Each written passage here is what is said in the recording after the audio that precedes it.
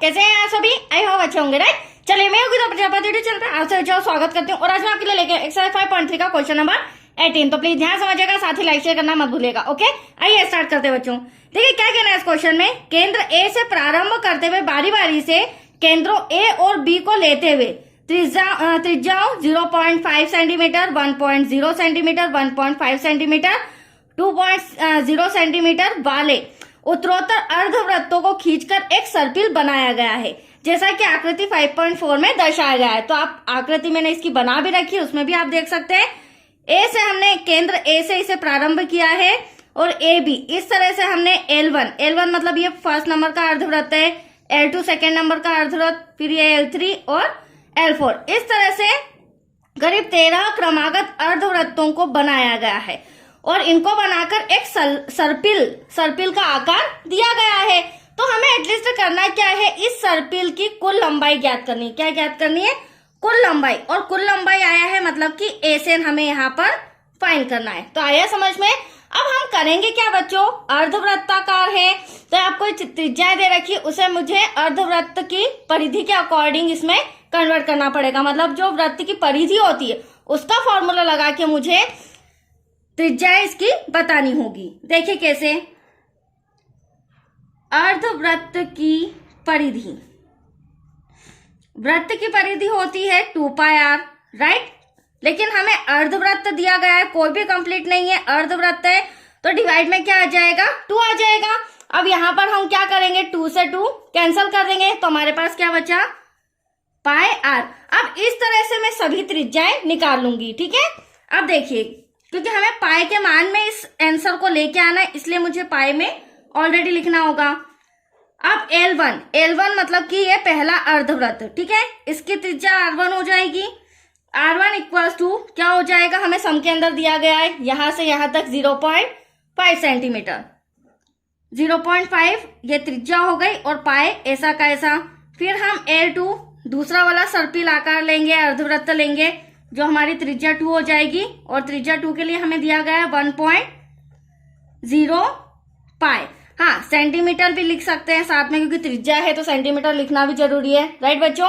अब तीसरा सर्पिल, तो ये देख सकते हैं आप, ऊपर वाला शेप नजर आ रहा है, तो त्रिज्या हो जाएगी 3 और थर्ड नंबर की त्रिज्या हमें दे रखी 1.5, ठीक है, पाई सेंटीमीटर। अब ये मैंने क्यों बनाया है, क्योंकि एटलीस्ट मुझे एपी चाहिए। क्या चाहिए? समांतर श्रेणी। क्योंकि जब तक हमारा एपी नहीं आएगा तब तक हम आगे का सॉल्यूशन नहीं कर सकते। तो देखिए एपी हमारा आ चुका है 0.5 पाई। मैंने पहले ही कहा था आपको इसे हमें पाई में कन्वर्ट करना होगा, जो भी हमें त्रिज्या दे रखी है 1.0 पाई, 1.5 पाई और लास्ट में डेश। अब हमें अंतिम तो पता नहीं है, प्रथम पद तो हमें पता चल चुका है। अब यहीं से हम जो हमारे पास एपी में 3 पद है, इनके द्वारा जो इन्फॉर्मेशन है वो हम लिख लेते हैं। तो देखिए सबसे पहले प्रथम पद एक वस्तु कितना हो जाएगा बच्चों, 0.5 पाई। अब साथ ही साथ हम सार्वांतर भी निकाल लेते हैं। सार्वांतर डी इक्वल टू, अभी हमारा A1 A2 A3, तो A2 में से हम A1 को क्या कर देंगे, माइनस कर देंगे, तो A2 माइनस A1।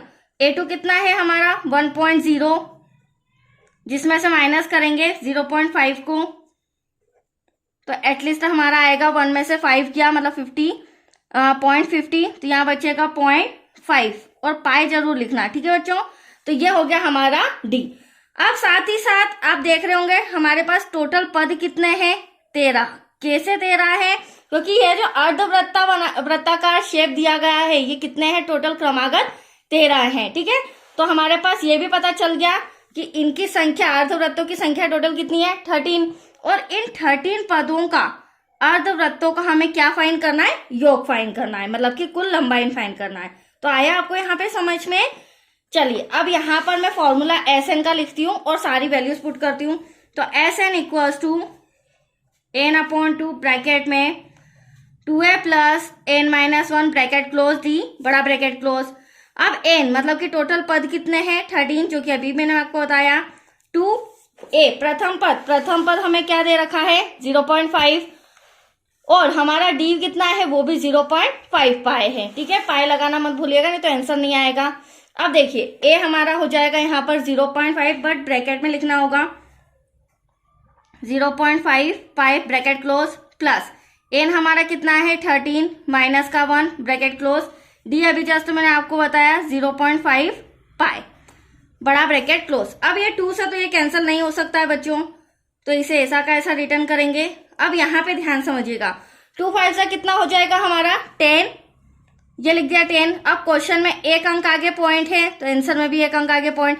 अब पॉइंट के बाद 0 है तो उसकी वैल्यू नहीं होती है, तो एटलीस्ट यहाँ पे 1 पाई लिख रही हूं, ठीक है। प्लस 13 में से 1 गया, बच्चा हमारे पास 12 ब्रैकेट में 0.5। नेक्स्ट स्टेप में हम इसे मल्टीप्लाई करेंगे 13/2। अब यहाँ पर देखो पाई के आगे 1 लिखे नहीं लिखे कोई वैल्यू नहीं होती, ठीक है, तो मैं इसे सिंपल सा पाई भी लिख सकती हूँ, इसका मतलब भी ये 1 ही कहलाएगा।